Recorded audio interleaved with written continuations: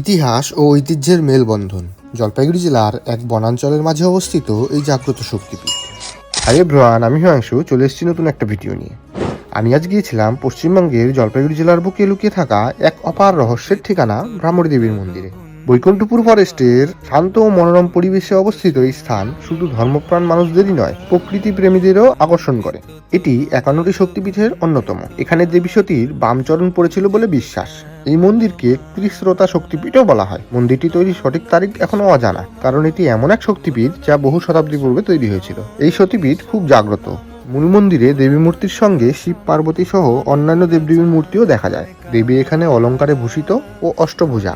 দেবীর সামনে বড় কলস আছে, কলসের উপরে আছে পিতলের দেবীচরণ যুগল, যা ভক্তি ভরে পুজো করা হয়। দেবীর ডান দিকে মহাদেবের মূর্তি আছে। এই কক্ষের নিচে কয়েক সিঁড়ি পরে মন্দিরের গর্ভগৃহ। দেবী সিংহবাহিনী ও কৃষ্ণবর্ণা। সামনের বেদিতে রয়েছে দেবীর প্রস্তরীভূত বামপদ। মন্দিরে দেবী ভ্রমরীকে দশবিদ্যার এক রূপ হিসেবে পুজো করা হয়। মন্দির প্রাঙ্গণে একটি প্রাচীন বটবৃক্ষ রয়েছে, যা বহু বছর ধরে এই মন্দিরের সাক্ষী হিসেবে দাঁড়িয়ে আছে। এই বটবৃক্ষকে অনেকে অলৌকিক মনে করেন এবং পুজো অর্চনাও করেন। শরৎকালে নবরাত্রির পুজো হয় মন্দিরে। দেবীর আরাধনা করতে প্রচুর ভক্ত আসে। এছাড়াও এখানে বিভিন্ন পুজো হয়। মন্দিরে দুর্গাপুজো ও মাঘী পূর্ণিমায় বিশেষ পুজো ও মেলা অনুষ্ঠিত হয়। সব মিলিয়ে ভ্রামরী দেবীর মন্দির একধারে ধর্মীয় এবং প্রাকৃতিক সৌন্দর্যের এক অপূর্ব মেলবন্ধন। লোকেশনের কথা বলতে গেলে এটি জলপাইগুড়ি শহর থেকে প্রায় 20 কিলোমিটার দূরে অবস্থিত। স্থানীয় পরিবহন যেমন ট্যাক্সি বা অটোতে অতি সহজে এখানে পৌঁছে যেতে পারবেন। ভিডিওটা যদি তোমাদের ভালো লেগে থাকে তাহলে অবশ্যই একটা লাইক আর কমেন্ট করে জানাতে পারেন।